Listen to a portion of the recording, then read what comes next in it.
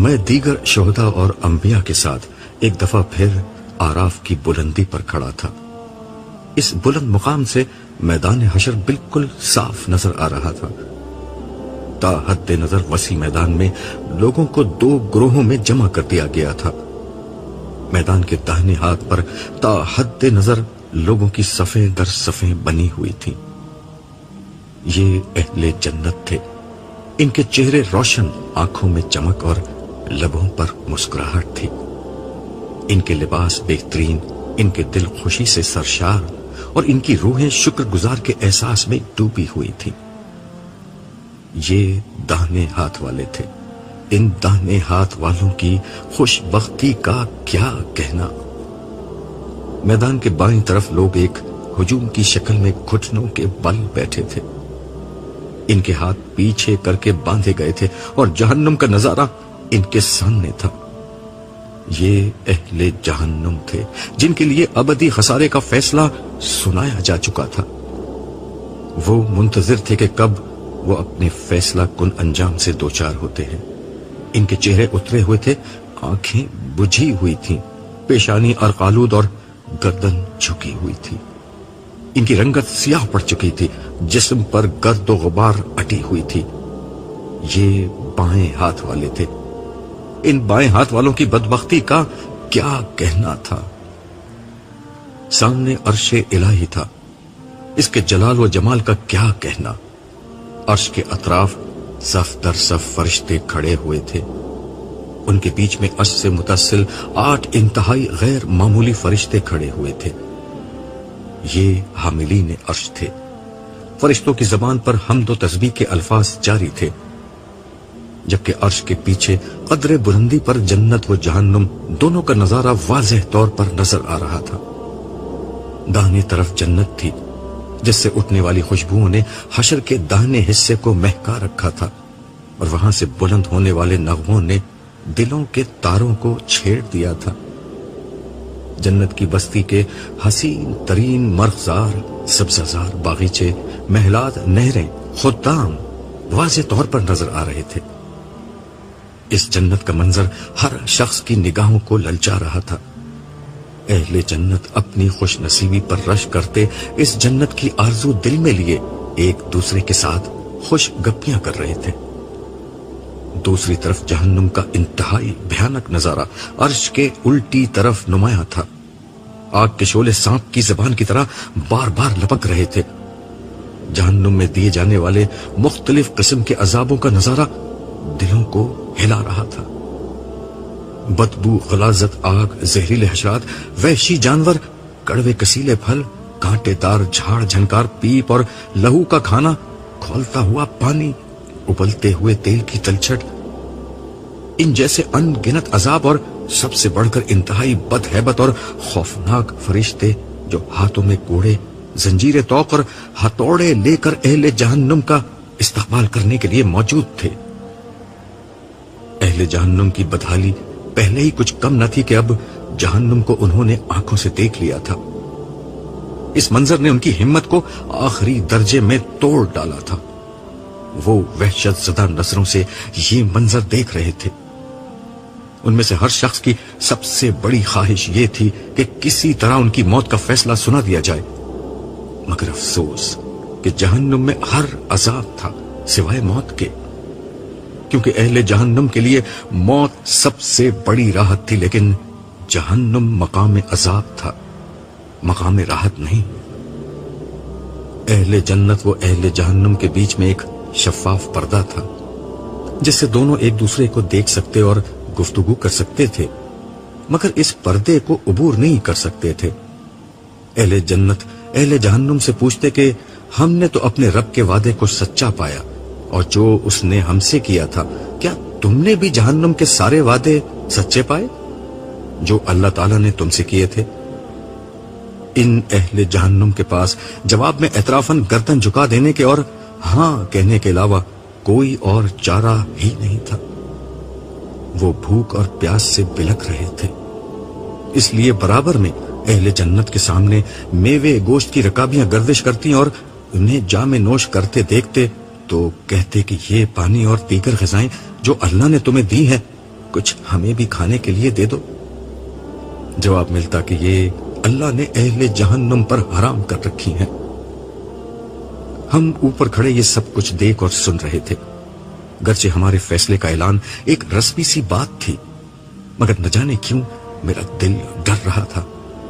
میں اللہ تعالیٰ سے اس کی رحمت اور درگزر کا سوال کر رہا تھا۔ میں دعا کر رہا تھا کہ پروردگار ہمیں اہل جہنم کا ساتھی نہ بنا بلکہ اہل جنت میں داخل فرما۔ یہی دعا دوسرے لوگ کر رہے تھے۔ یہ میری کیفیت تھی، جبکہ بعض دیگر شہداء اس موقع پر شدت جذبات میں آگے بڑھے اور پکار کر اہل جنت کو مبارکباد دینے لگے۔ وہ کہہ رہے تھے کہ آپ پر خدا کی رحمت اور سلامتی ہو۔ اس موقع پر انبیاء آگے بڑھے اور اپنی قوم کے کافر سرداروں کو پہچان کر کہنے لگے، کہاں ہے آج تمہاری سرداری، تمہاری جمعیت اور تمہارا گھمنڈ؟ پھر وہ اہل جنت کی طرف اشارہ کر کے کہتے کہ کیا یہ وہی غریب لوگ ہیں جن کو تم حقیر سمجھتے اور خیال کرتے کہ ان کو اللہ کی رحمت سے کوئی حصہ نہ ملا ہے اور نہ ملے گا؟ دیکھ لو آج وہ کس اعلیٰ مقام پر ہیں۔ اسی اثنا میں اعلان ہوا کہ ہمارے انبیاء اور شہداء کا نامہ اعمال انہیں دیا جائے۔ میری توقع کے برخلاف اس موقع پر کوئی حساب کتاب یا پیشی نہیں ہوئی، صرف یہ ہوا کہ ہر شخص کو آگے سامنے کی طرف بلایا جاتا جہاں ہر جنتی اور جہنمی اسے دیکھ سکتا تھا۔ وہ شخص اپنے ساتھ موجود فرشتوں کے ہمراہ چلتا ہوا آگے آتا۔ فرشتے انتہائی اکرام کے ساتھ اسے عرش کے سامنے لے جاتے، جہاں زندگی میں اس کے کارناموں اور آخرت میں اس کی کامیابی کا اعلان کیا جاتا۔ جس وقت کوئی پیش ہوتا، اس کے سامنے کے سارے حالات، اس کے مخاطبین کی تفصیلات، لوگوں کا رد عمل اور اس کی جد و جہد، ہر چیز کو تفصیل سے بیان کیا جاتا۔ سامعین یہ سب سنتے اور اسے داد دیتے۔ آخر میں جب اس کی کامیابی اور سرفرازی کا اعلان ہوتا تو مرحبا اور ماشاءاللہ کے نعروں سے فضا گونج اٹھتی۔ بعض اہل جنت تالیاں بجاتے، بعض اٹھ کر رقص کرنے لگتے اور بعض سیٹیاں اور چیخیں مار کر اپنی خوشی کا اظہار کرتے۔ جب میرا نام پکارا گیا تو ساتھ کھڑے ہوئے سارے لوگوں نے مبارکباد دی۔ میں صالح اور امسائل کے ہمراہ کنارے پر پہنچا جہاں سے میدان میں کھڑے سارے لوگ مجھے دیکھ سکتے تھے۔ امسائل نے میرا نامہ اعمال اٹھا رکھا تھا، جبکہ صالح میرے آگے آگے چل رہا تھا۔ وہاں پہنچ کر میں سر جھکا کر کھڑا ہو گیا۔ آواز آئی، عبداللہ سر جھکانے کا وقت گزر گیا، اب سر اٹھاؤ، لوگ تمہیں دیکھنا چاہتے ہیں۔ میں نے سر اٹھایا اس طرح کہ میری آنکھوں میں شکر گزاری کے آنسو اور میرے ہونٹوں پر کامیابی کی مسکراہٹ تھی۔ صالح اور امسائل نے بارگاہی سے اذن پا کر میری داستان حیات کی تفصیلات بیان کرنا شروع کی۔ میں نے میدان کی طرف نظر دوڑائی تو دیکھا کہ میرے خاندان والے، دوست احباب، میرے ساتھ دینے والے بندگان خدا، میری دعوت پر لبیک کہنے والے اہل ایمان، توحید و آخرت کی منادی کو سن کر توبہ کرنے والے مسلمان مرد و عورت، سب مجھے دیکھ کر ہاتھ ہلا رہے تھے۔ میں بھی جواب میں ہاتھ ہلانے لگا، مگر میری نظر نائمہ کو تلاش کر رہی تھی۔ وہ اپنے بچوں کے درمیان کھڑی ہوئی تھی، اس کی آنکھوں میں آنسو تھے مگر وہ بھی مسکرا رہی تھی۔ اسے جب محسوس ہوا کہ میں اسے دیکھ رہا ہوں تو اس نے شرما کر نظر جھکا دی۔ لیلا اس کے برابر میں کھڑی تھی، وہ سب سے زیادہ جوش میں تھی اور اپنی کرسی پر چڑھی تالیاں بجا رہی تھی، جبکہ عارفہ اور عالیہ، انور اور جمشید بھی اپنی نشستوں پر کھڑے پرجوش انداز میں ہاتھ ہلا رہے تھے۔ میں نے جائزہ لینے کے لیے نظریں میدان کے بائیں طرف پھیری۔ یہاں ایک دوسرا ہی منظر تھا، شرمندگی، رسوائی، پچھتاوے، اندیشے، ذلت، محرومی، مایوسی، پریشانی، اذیت، مصیبت، ملامت، ندامت اور حسرت کی ایک نہ ختم ہونے والی سیاہ رات تھی جو اہل جہنم کے حال پر چھائی ہوئی تھی۔ اگر آسمان میں گویائی کی طاقت ہوتی تو وہ آخرت میں ناکام ہو جانے والوں کی بدبختی پر مرثیہ کہتا۔ اگر زمین میں بیان کی قوت ہوتی تو وہ اہل جہنم کے حال پر نوحہ پڑتی۔ اگر الفاظ کی زبان ہوتی تو وہ پکار اٹھتے کہ وہ الٹے ہاتھ والوں کی بدبختی کے اظہار سے خود کو عاجز پاتے ہیں۔ میرا دل چاہا کہ میں کسی طرح وقت کا پہیہ الٹا گھما کر پرانی دنیا میں لوٹ جاؤں اور یہ منظر دنیا والوں کو دکھا سکوں۔ میں چیخ چیخ کر انہیں بتاؤں کہ محنت کرنے والوں، ایک دوسرے سے مقابلہ کرنے والوں، مال و اسباب کی ریس لگانے والوں، مقابلہ کرنا ہے تو اس دن کی سرفرازی کے لیے کرو، ریس لگانی ہے تو جنت کے حصول کے لیے لگاؤ، منصوبے بنانے ہیں تو جہنم سے بچنے کے منصوبے بناؤ۔ پلاٹ، دکان، مکان، بنگلے، سٹیٹس، کیریئر، گاڑی، زیور اور لباس فاخرہ میں ایک دوسرے کو پیچھے چھوڑنے والوں، دنیا کے ملنے پر ہنسنے اور اس کی محرومی پر رونے والوں، ہنسنا ہے تو جنت کی امید پر ہنسو اور رونا ہے تو جہنم کے اندیشے پر رویا کرو۔ مرنا ہے تو اس دن کے لیے مرو جب زندگی شروع ہوگی، کبھی نہ ختم ہونے کے لیے۔ میری آنکھوں سے بہنے والے آنسوؤں کی لڑی اور تیز ہو گئی۔ اس دفعہ یہ آنسو خوشی کے نہیں تھے، اس احساس کے ساتھ کہ شاید میں تھوڑی سی محنت اور کرتا تو مزید لوگوں تک میری بات پہنچ جاتی اور کتنے ہی لوگ جہنم میں جانے سے بچ جاتے۔ میرے دل میں تڑپ کر احساس پیدا ہوا، کاش ایک موقع اور مل جائے، کاش کسی طرح گزرا ہوا وقت پھر لوٹ آئے تاکہ میں ایک ایک شخص کو جھنجھوڑ کر اس دن کے بارے میں خبردار کر سکوں۔ میرے دل کی گہرائیوں سے تڑپ کر ایک آہ نکلی۔ میں نے بڑی بے بسی سے نظر اٹھا کر عرش کی طرف دیکھا۔ وہاں ہمیشہ کی طرح رخ انور پر جلال کا پردہ تھا، حسن بے پرواہ کی ادائے بے نیازی تھی اور جمال و کمال کی رضا شان و ذوالجلال کے شانۂ اقدس پر پڑی تھی۔ مجھ بندہ عاجز کی نظر ذات قدیم الاحسان کی قبائح صفات میں پوشیدہ ان قدموں پر آ کر ٹھہر گئی جہاں سے میں کبھی نامراد نہیں لوٹا تھا۔ اس حقیر فقیر بندے پر تفسیر کی ساری پہنچ انہی قدموں تک تھی۔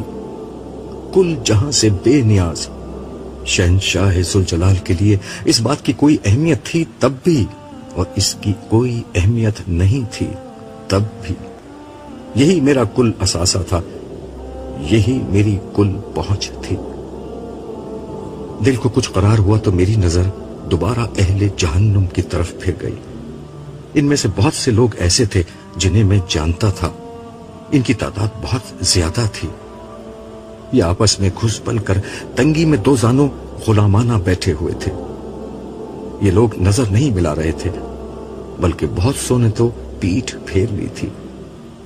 اس لیے میں اپنے جاننے والے زیادہ لوگوں کو وہاں نہیں دیکھ سکا، لیکن ان کو دیکھ کر اس نعمت کا احساس ہوا کہ کس طرح اللہ تعالیٰ نے مجھے اپنے فضل و کرم سے اس برے انجام سے بچا لیا۔ مجھے محسوس ہوا کہ جنت کی ان گنت نعمتوں میں سے دو سب سے بڑی نعمتیں شاید یہ ہیں کہ انسان کو جہنم سے بچا لیا جائے گا، اور دوسرا اسے بڑی عزت کے ساتھ جنت میں لے جایا جائے گا۔ زیادہ دیر نہ گزری تھی کہ ایک ایک کر کے آراف پر کھڑے سارے لوگ نمٹ گئے۔ اب فیصلہ سنانے کے لیے کچھ بھی نہیں رہا تھا، مگر شاید ابھی کچھ ہونا باقی تھا۔ سب اپنی جگہ کھڑے تھے کہ میدان حشر میں ایک جانور کو لایا گیا۔ یہ جانور بہت موٹا تازہ تھا، جس کے گلے میں رسی پڑی ہوئی تھی، اور فرشتے اسے کھینچتے ہوئے عرش کے سامنے لے جا رہے تھے۔ صالح نے میرے کان میں سرگوشی کرتے ہوئے کہا، یہ موت ہے جس کے خاتمے کے لیے اسے لایا گیا ہے۔ عرش سے اعلان ہوا کہ آج موت کو موت دی جا رہی ہے۔ اب کسی جنتی کو موت آئے گی نہ کسی جہنمی کو۔ اس کے ساتھ ہی فرشتوں نے اس جانور کو لٹایا اور اسے ذبح کر دیا۔ اہل جنت نے اللہ تعالیٰ کی حمد و ثنا کے ساتھ اس بات کا خیر مقدم کیا، جبکہ اہل جہنم میں صف ماتم بچھ گئی۔ ان کے دل میں امید کی کوئی شمع اگر روشن تھی تو وہ بھی موت کی موت کے ساتھ اپنی موت آپ مر گئی۔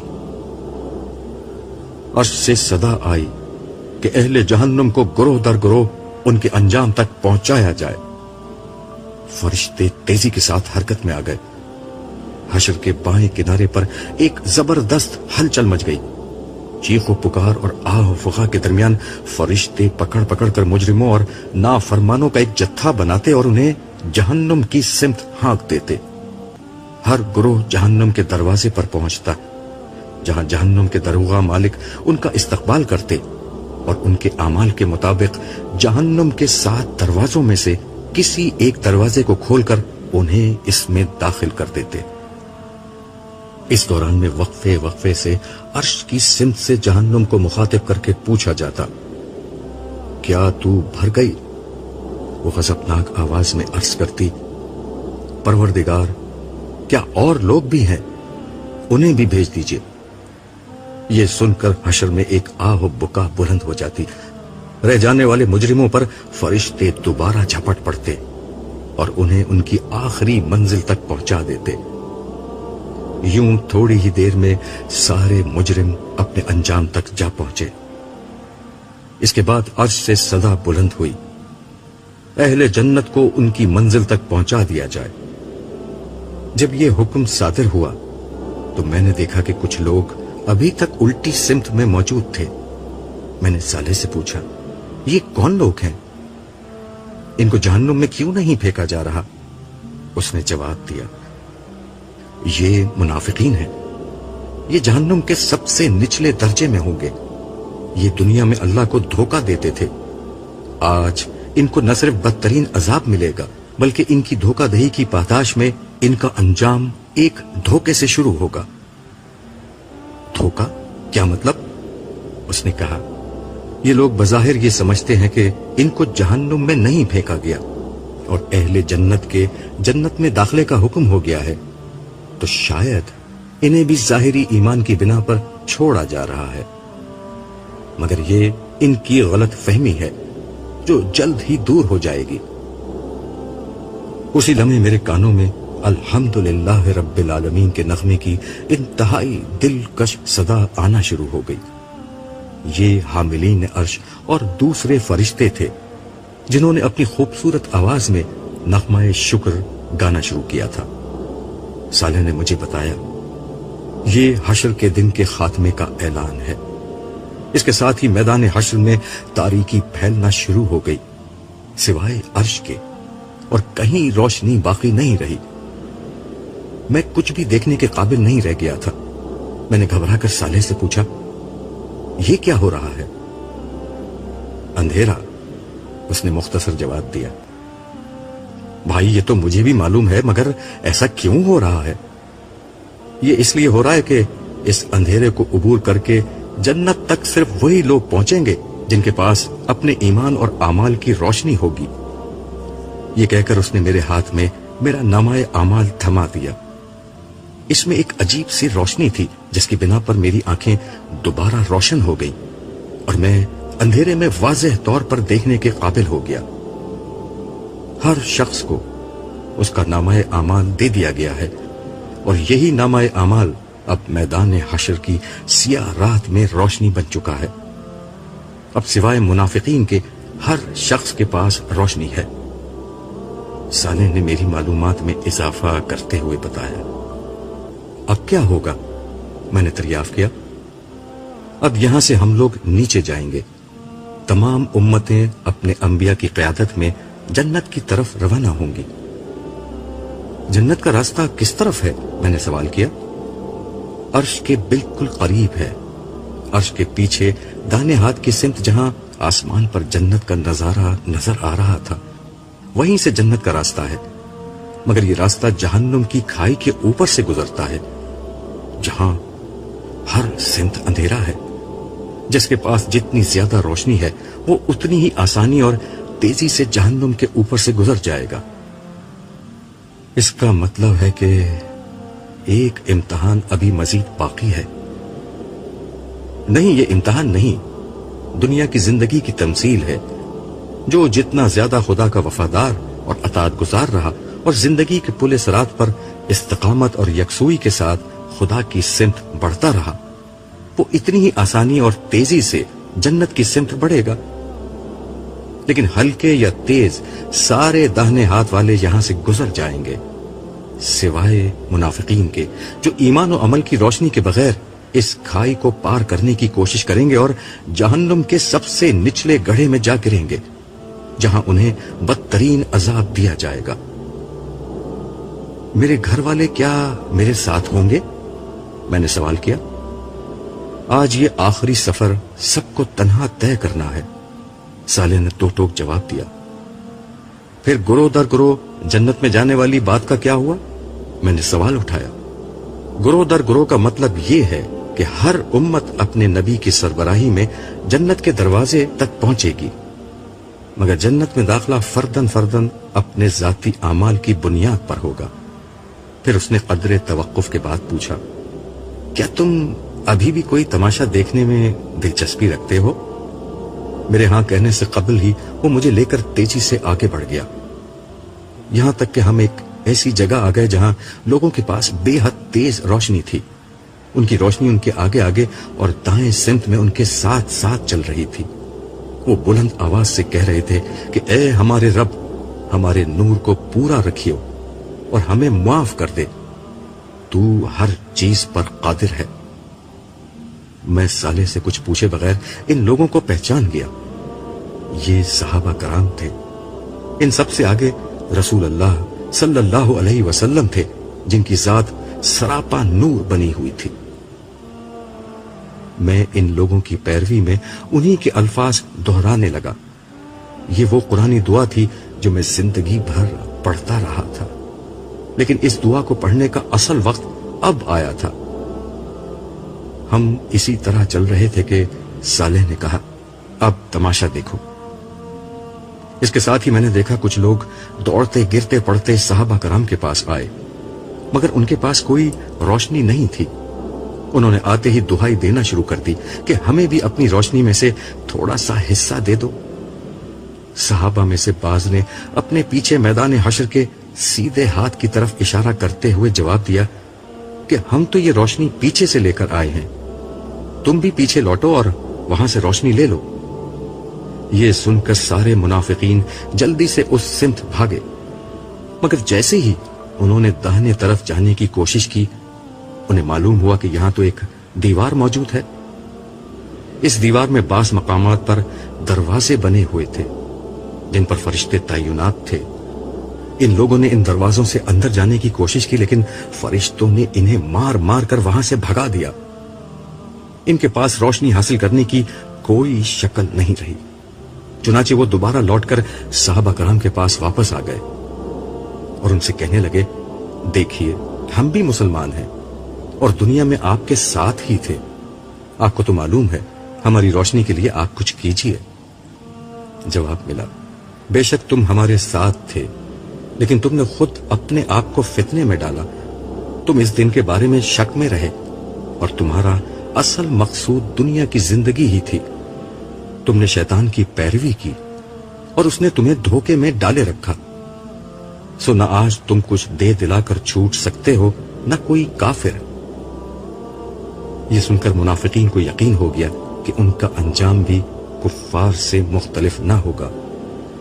پیچھے جانے میں انہیں نقصان محسوس ہوا، چنانچہ انہوں نے اندھیرے ہی میں راستہ پار کرنے کی کوشش کی، مگر روشنی کے بغیر اس کوشش کا نتیجہ جہنم کی کھائی تھا۔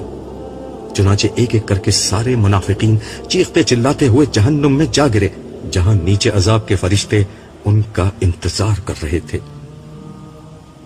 ہم یہ سارا منظر دیکھتے ہوئے اور بلند آواز سے یہ دعا پڑھتے ہوئے عرش کی سمت بڑھتے رہے، اے ہمارے رب، ہمارے نور کو بجھنے نہ دے اور منافقین کے انجام سے ہمیں بچاتے ہوئے ہماری بخشش فرما، بے شک تو ہر چیز پر قادر ہے۔